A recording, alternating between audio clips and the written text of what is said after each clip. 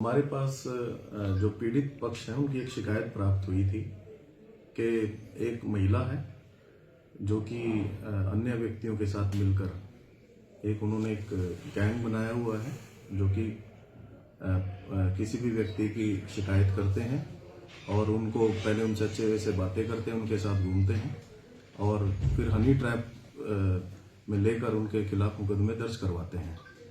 तो इसी प्रकार एक मुकदमा सदर थाने में दर्ज था जिसकी जांच चल रही थी। तो जो पीड़ित जो उसमें एक्यूज्ड पक्ष था, एक्यूज्ड पक्ष की मां ने हमें एक शिकायत दी कि इस प्रकार से जिस भी महिला ने ये कंप्लेंट दी हुई है वो हमसे पैसे की डिमांड कर रही है राजीनामा के नाम पे। तो जो शिकायत थी उसमें उन्होंने ऑडियो और वीडियो हमें दिए थे जिससे इस बात की पुष्टि हो रही थी। तो on the basis of complaint हमने एक ट्रैप लगाया जिसमें हमारी जो सीआईए नरवाना की जो टीम है उसकी हमने इस ड्यूटी लगाई और एक ट्रैप के बाद जो पूरा ये गैंग है इसको हमने रंगे हाथों पकड़ा है, जिसमें एक एक्यूज्ड हैं बलिंदर, ये पुत्र सूबा सिंह कहसून के रहने वाले हैं। इनको जो रेड हैंडेड हमने कॉट किया है विद 8 लाख रुपीस। और जो दूसरा जो लेडी हैं जिन्होंने ये पूरा जो हनी ट्रैप का जो मामला है उन्होंने दर्ज करवाया था, इनको भी हमने गिरफ्तार किया है और दोनों ही आपस में एक दूसरे के कजन लगते हैं।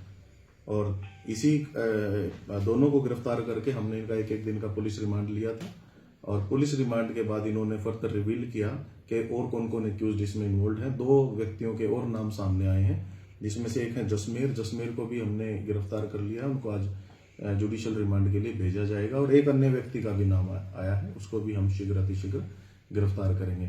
तो टोटल 9 लाख रुपए इन लोगों ने डिमांड किए थे, जिसमें से 8 लाख इन्होंने जो ट्रैप था उसमें इन्होंने उनसे हमने सीज किए हैं और उसके अलावा 9,500 रुपए भी जो महिला से हमने रिकवर किए हैं। तो किस तरह की महिला आरोप लगाती थी और कैसे अपने जान में अंदर फंसाती थी? देखिए अभी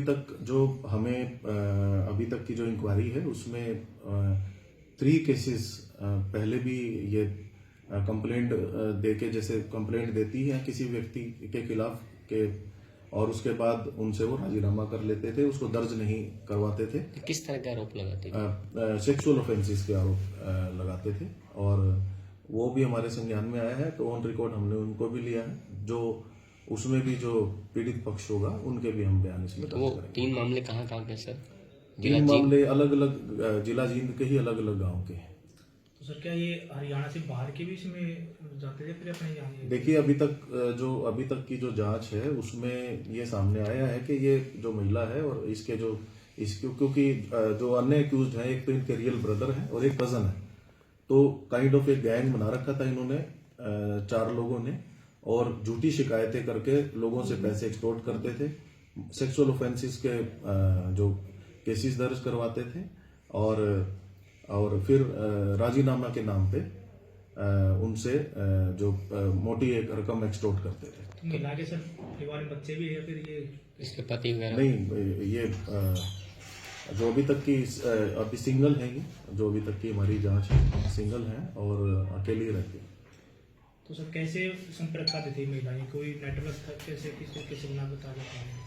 नहीं, जैसे डे टू डे बेसिस पे कोई भी व्यक्ति संपर्क में आ जाता था तो उस हिसाब से उसको फिर ये आगे कंटिन्यू करते थे आगे और अच्छी बातें करके या ऑन वन प्रीटेक्स्ट और अनदर वो उसको कंटिन्यू करते थे रिलेशनशिप को और फिर उसके खिलाफ एक सेक्सुअल ऑफेंस का जो शिकायत है वो दी जाती थी। सुनने में लिफ्ट वगैरह मांग के मतलब कुछ ऐसा? नहीं, अभी तक ऐसा नहीं हमारी जान।